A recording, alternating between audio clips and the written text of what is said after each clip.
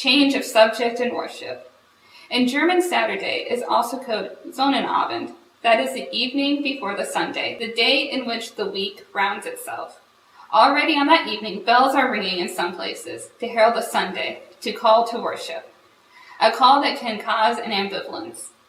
Somehow the pastor expects me to be there, and behind him stands God with his expectations, who demands my time, my services even more fervently. Uncomfortable pressure of expectation and listlessness.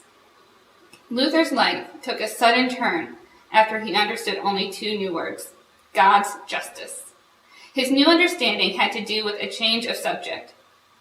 Not the monk Luther stands in the center to satisfy justice. God is the center, who gives his justice to mankind. What is true for justice by faith alone is also true for the worship.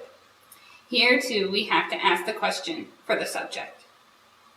As long as man stands in its center, each service is strenuous and alienating. Only inversely it turns into the gospel. God is the subject.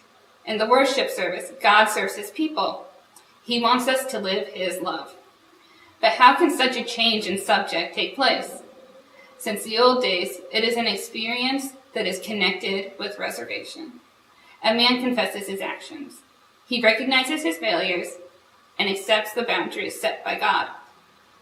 By allowing God to act, the one who forgives and gives of his spirit, God becomes revealed as the true subject of one's life. No symbol can express better the dual service God provides men than that of the sun.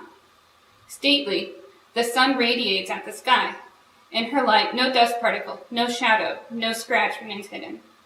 God's pure love reveals what disagrees with it. And forgiving, pardoning God's love gives the warmth and gentleness in which human can find itself. Each proper service thus, therefore, starts with a changing of the subject. Not me, but he. Therefore, the Sunday can already be won on Saturday if I use that day as a day of preparation. I recognize myself with my boundaries and prepare myself for the streaming of his divine love.